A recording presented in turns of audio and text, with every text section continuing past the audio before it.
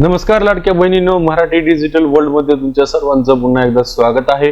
लाडकी बहीण योजनेबाबत एक अत्यंत महत्त्वाची आणि आनंदाची बातमी समोर आलेली आहे। ज्या महिलांची ई-केवायसी प्रलंबित आहे किंवा ज्या महिलांची केवायसी न झाल्यामुळे त्यांचा हप्ता थांबवण्यात आलेला आहे, अशा महिलांसाठी दिलासादायक अपडेट समोर आलेला आहे। मुख्यमंत्री एकनाथ शिंदे यांनी स्वतः याबाबत मोठे वक्तव्य केलेले आहे।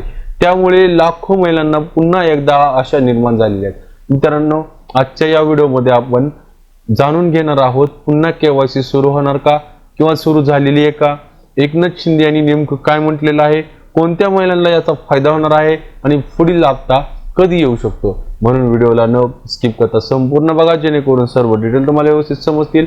आणि जर तुम्ही चॅनलवरती फर्स्ट टाइम व्हिजिट करत असाल तर नक्की चॅनलला सबस्क्राइब करून बेल आयकॉनला प्रेस करा, म्हणजे भविष्यात येणाऱ्या अशाच नवनवीन व्हिडिओंचे नोटिफिकेशन तुमच्यापर्यंत पोहोचत राहतील जसंही मी व्हिडिओ अपलोड करेल। So without wasting our time, let get started.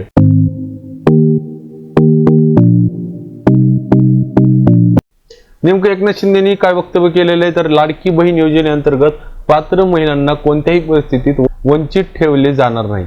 ज्या महिलांनी तांत्रिक कारणामुळे केवायसी प्रक्रिया पूर्ण झालेली नाही अशा महिलांना पुन्हा एकदा संधी देणार आहेत, असं या वक्तव्यामध्ये त्यांनी केलेलं आहे। तर राज्यातील बऱ्याच महिलांना या ठिकाणी रखडलेला मार्च आणि एप्रिलचा जो हप्ता होता तो मिळालेला नाही। बऱ्याच महिलांना मिळालेला आहे, परंतु बऱ्याच महिला या ठिकाणी या हप्त्यापासून वंचित राहिलेल्या आहेत। आता पात्र असून देखील त्या महिलांच्या खात्यावरती पैसे जमा झाले नसल्यामुळे या ठिकाणी एकनाथ शिंदे यांनी पुन्हा एकदा केवायसीचे दरवाजे उघडलेले आहेत आणि लवकरच या ठिकाणी केवायसी प्रक्रिया जी आहे ती सुरू करण्यात आलेली आहे। आता केवायसी प्रक्रिया कशी करायची, कुठे करायची या संदर्भामध्ये आपण सविस्तर माहिती या ठिकाणी जाणून घेऊयात। आता गेल्या बारीप्रमाणे ह्या बारीला ऑनलाईन पद्धतीने केवायसी होणार नाही। केवायसी करण्यासाठी तुम्हाला महिला व बाल कल्याण विभाग याच्यामध्ये पंचायत समितीमध्ये जाऊन तुम्हाला जे रिक्वायर्ड डॉक्युमेंट असतील तरी केवायसी प्रक्रिया पूर्ण करण्याकरिता तुम्हाला आधार कार्ड आणि बँक कार्ड, बँक पासबुक हे जे आहे ते घेऊन जायचं आहे। आता याच्यामध्ये लक्षात घ्यायचं आहे, तुमचं सर्वात अगोदर तुमचं जी लाडक्या बहिणीचे हप्ते आहेत तर ते न येण्यामागचं कारण काय काय असू शकतं। तर या ठिकाणी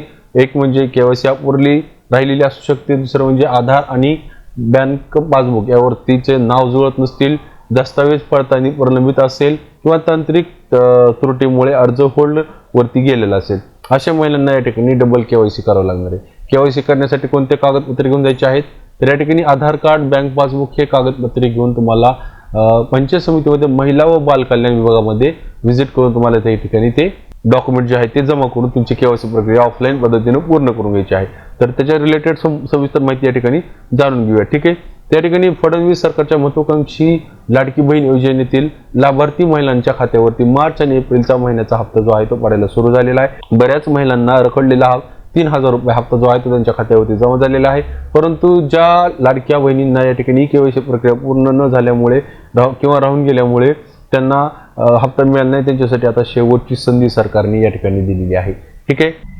तर ई केवायसी प्रक्रिया पूर्ण करण्यासाठी 30 एप्रिल ही अंतिम मुदत देण्यात आली होती आणि 30 एप्रिल नंतर जी केवायसी करण्याची प्रक्रिया आहे ती पूर्णपणे या ठिकाणी बंद करण्यात आली होती। परंतु आता या ठिकाणी पुन्हा एकदा ई केवायसी प्रक्रिया जी आहे ती ऑफलाईन पद्धतीने सुरू करण्यात आलेली आहे। तर त्याच्या संदर्भामध्ये या ठिकाणी माहिती आपल्याला दिलेली आहे, तुम्ही या ठिकाणी स्क्रीनवरती बघू शकता। माझी लाडकी बहीण योजनेच्या ऑनलाईन ई केवायसी प्रक्रिया 30 एप्रिल ही शेवटची मुदत देण्यात आली होती, नंतर ही प्रक्रिया पूर्णपणे बंद करण्यात आली होती, ठीक आहे। त्यामुळे आता या योजनेसाठी एखाद्या पात्र महिलांना कागदपत्राची पूर्तता करण्यासाठी शेवटची संधी म्हणून सरकारने या ठिकाणी मुदत थोडीशी वाढवून दिलेली आहे।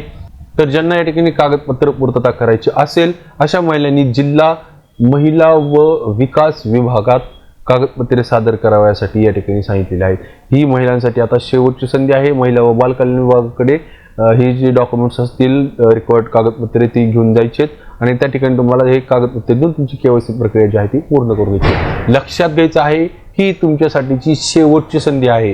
ही जर संधी हुकली तर तुमच्या खात्यावरती इथून पुढे पैसे येणार नाहीत। तर ठीक आहे लाडक्या बहिणींनो, आजच्या व्हिडिओमध्ये एवढीच इन्फॉर्मेशन होती। आशा करतो तुम्हाला दिलेली इन्फॉर्मेशन व्यवस्थित समजली असेल। जर तुम्हाला दिलेल्या इन्फॉर्मेशन बद्दल काही डाऊट असतील तुम्ही मला नक्की कमेंट सेक्शनमध्ये विचारू शकता आणि तुम्हाला दिलेली माहिती जर आवडली असेल तर नक्की व्हिडिओला लाईक करा। त्याचबरोबर हा व्हिडिओ होईल तेवढा तुमच्या मित्रमैत्रिणींपर्यंत नक्की शेअर करा, म्हणजे ही माहिती त्यांच्यापर्यंत पोहोचेल। भेटूया तशाच काही नवीन नॉलेजेबल व्हिडिओमध्ये, तोपर्यंत जय हिंद, जय महाराष्ट्र।